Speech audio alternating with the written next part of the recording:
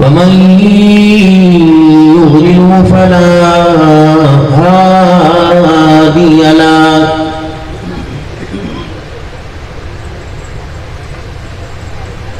ونشهد أن لا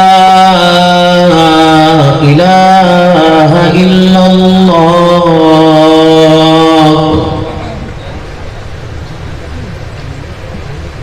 وحده لا شريك له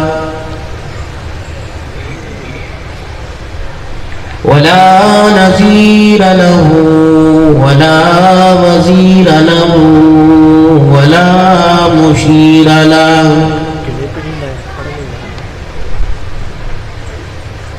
ولا معين له ولا مثل له ولا مثال له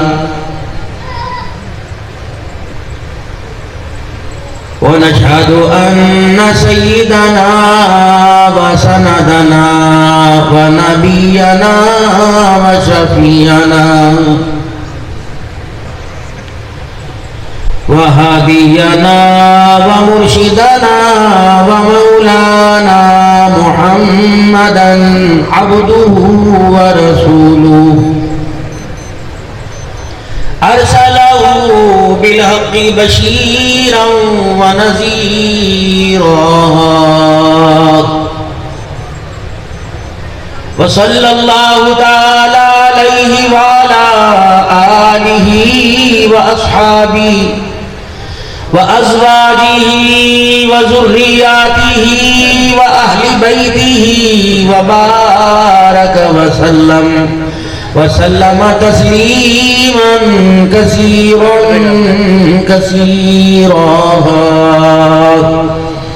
أما بعد فأعوذ بالله من الشيطان الرجيم بسم الله الرحمن الرحيم وإذ يرفع إبراهيم القواعد من البيت وإسماعيل ربنا تقبل منا إنك أنت السميع العليم ربنا واجعلنا مسلمين لك ومن ذريتنا أمة مسلمة لك وأرنا مناسكنا وتب علينا إنك أنت التواب الرحيم ربنا وابعث فيهم رسولا منهم يتلو عليهم آياتك ويعلمهم الكتاب والحكمة ويزكيهم إنك أنت العزيز الحكيم وقال الله سبحانه وتعالى ربنا لا تزغ قلوبنا بعد إذ هديتنا وهب لنا من لدنك رحمة إنك أنت الوهاب وقال الله سبحانه وتعالى لقد كان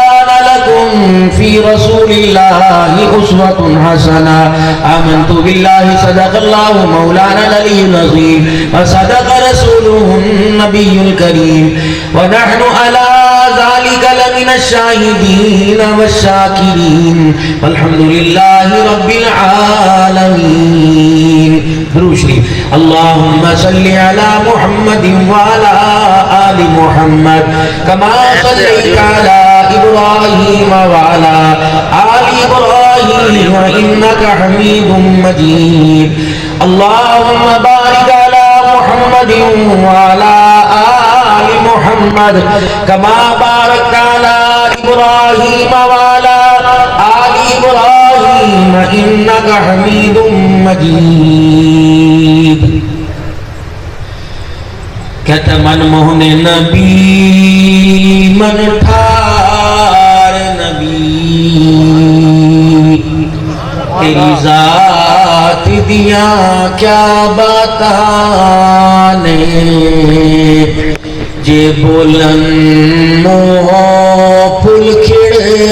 دے گفتار دیاں کیا نہیں انوار دیاں برساتا سن ایک دوجے نو کہندیاں راتا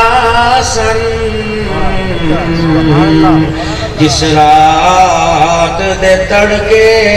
آ پائے اس رات دیاں کیا باتاں نہیں اگر حق بات کہتا ہوں مزہ الفت کا جاتا ہے گر خاموش رہتا ہوں کلیجہ منہ کو آتا ہے حق بات کا ہر وقت اظہار کریں گے منبر نہیں ہوگا تو سردار کریں گے خودی کو کر بلند اتنا کہ ہر تقدیر سے پہلے خدا بندے سے خود پوچھے بتا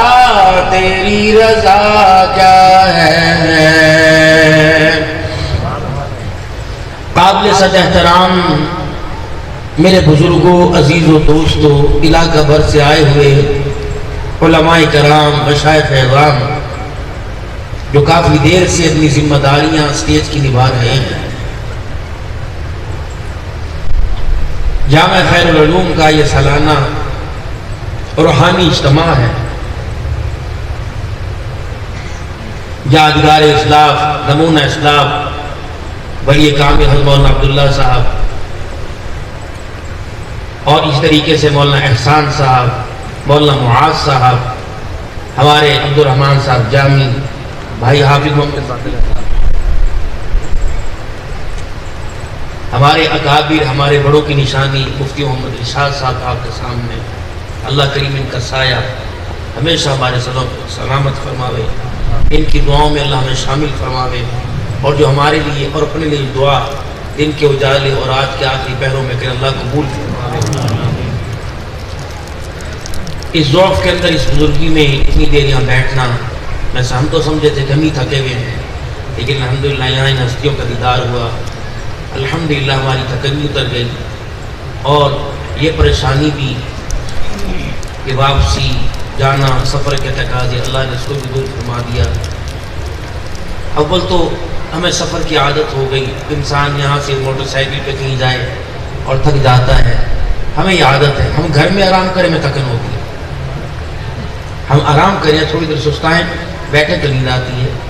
چل سو چل چل سو چل چل سو چل سو چل اللہ کا شکر ہے اللہ نے جو دعائیں مسنون ہیں حفاظت کی دعائیں پڑھتے رہتے ہیں اللہ ہم سب کی حفاظت فرما دعا فرمائے اللہ مجھے بھی میرے بچوں میں سلامت رکھے اور آپ کو بھی ہمیشہ عطا دے جب تک ہمارے بچوں کا مستقبل سنور نہ جائے اور ہمیں یہ یقین ہو جائے کہ ہمارے بچے اب بھٹکے بھی نہیں اللہ کی حفاظت شامل حال ہو گئی تو پھر اللہ ہمیں خاتمہ ایمان کے ساتھ اٹھائے اور اللہ سے یہ بھی دعا کریں کہ اللہ زندگی بھر آپ نے مدرسوں سے مسجدوں سے ہمیں جوڑ کے رکھا مسجد آ کے کھولنے والا مسجد کے اندر جھاڑو دینے والا مسجد میں آ کر صفائی کرنے والا مسجد کے اندر آ کر مسجد کی دیکھ بھال کرنے والا اللہ نہ کرے آخر وقت میں کوئی بیماری حملہ نہ کر دے کہ انسان کے ہاتھ پیر جو ہے وہ جواب دے جائیں کمزور ہو جائیں تو مصلی والا مسجد والا گھر میں بھی نماز نہ پڑھ سکے اللہ سے ایسا آخری وقت نہ مانگو